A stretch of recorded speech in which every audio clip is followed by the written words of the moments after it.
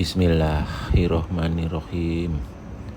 Assalamualaikum warahmatullahi wabarakatuh. Semoga keselamatan senantiasa terlimpahkan untuk seluruh pemirsa, seluruh hamba-hamba Allah. Demikian pula rahmat Allah dan berkahnya. Semoga kita selalu dalam limpahan nikmatnya. Pada sesi kali ini pemirsa, saya ingin berbagi pemahaman mengenai makna pengabdian. Sesuai judul tema yaitu pengabdian hamba kepada Sang Maha Segalanya. Jadi bagaimana kita mengabdi kepada Tuhan Yang Maha Esa, Allah Subhanahu wa Ta'ala. Pada sesi-sesi yang lalu saya sudah pernah sampaikan ayat yang kita petik dari surat Al-Fatihah, Iyyaka na'budu wa iyyaka nasta'in, yang artinya hanya kepadamulah hamba mengabdi dan hanya kepadamulah hamba memohon pertolongan. Untuk permohonan pertolongan pemirsa, kita sudah pernah bahas di sesi-sesi yang lalu. Sedangkan untuk pengabdian, kita baru pada sesi ini kita akan bahas insya Allah. Jadi sebagai gambaran pemirsa, kita ambil contoh, kita ilustrasikan dalam kehidupan rumah tangga. Bagaimana seorang abdi atau pelayan, atau sering kita sebut asisten rumah tangga, mengabdi kepada tuan rumahnya, yaitu majikannya ya. Jadi sebagai abdi, apa yang harus kita lakukan? Ada 5 poin pemirsa. Jadi poin pertama, poin ke-1, yaitu tunduk dan patuh terhadap aturan yang ditentukan oleh tuan rumah atau majikan. Misalnya kita ambil contoh sistem penggajiannya atau THR-nya, mungkin hari liburnya, jam kerjanya, dan lain sebagainya. Untuk poin yang kedua, sebagai abdi harus mencintai, menyayangi, menjaga, merawat, memelihara, dan bersikap terhadap siapapun dan apapun yang ada di dalam rumah majikannya. Misalnya, seperti apa harus bersikap terhadap majikannya, istrinya, anak-anaknya, dan bagaimana harus merawat, memelihara perabot-perabot rumah tangga, misalnya pemirsa, lukisan, kursi, meja kursi, tempat tidur, seperti itu. Poin yang ketiga, yaitu menjalankan tugasnya sesuai perintah dan tuntunan dari majikannya. Seperti apa saja tugas-tugasnya dan bagaimana mengerjakannya. Misalnya memasak, terus ruangan mana aja yang harus disapu, dipel, sehari berapa kali atau 2 hari sekali atau bagaimana. Jadi itu sudah harus mengikuti perintah dan tuntunan dari majikannya pemirsa. Kemudian poin yang keempat, senantiasa mohon petunjuk dan bimbingan kepada majikan bila mengalami kendala dalam menjalankan tugas-tugasnya. Sebagai contoh misalnya bagaimana mengoperasikan mesin cuci. Jadi kalau memang belum bisa ya mohon petunjuknya dari majikannya, mau diajarin bagaimana mengoperasikan mesin cuci itu, terus bagaimana menyetrika, bagaimana melipat bajunya, menyusun di lemarinya, seperti itu pemirsa.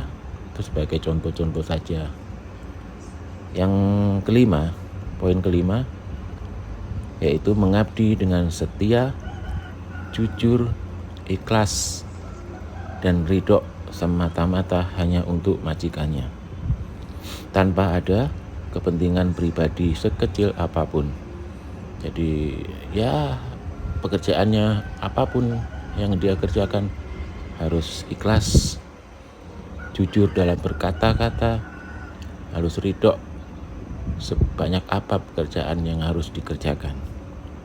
Itu sebagai contoh gambaran di dalam kehidupan rumah tangga pemirsa, yang pengertiannya kurang lebih sama dengan kita sebagai hamba, sebagai abdi Allah Subhanahu wa Ta'ala, sang pemilik alam semesta ini. Jadi seperti itu pemirsa, ilustrasi bentuk pengabdian yang harus dilakukan oleh seorang abdi kepada majikannya. Kita akan coba uraikan pemahamannya dalam kehidupan kita di dunia ini pemirsa. Kita akan kaji pada poin pertama, poin ke-1, yaitu sebagai hamba Allah, kita harus tunduk dan patuh kepada Allah Azza wa Jalla, Tuhan semesta alam, sang pencipta dan pemilik alam semesta, berikut apa-apa yang ada di dalamnya. Kita harus tunduk terhadap apapun yang sudah menjadi ketentuannya, selalu bersyukur, ridho, menerima dan menjalaninya, tidak menyangkal, tidak mengeluh, tidak kecewa, dan tidak sedih atas semua ketentuannya.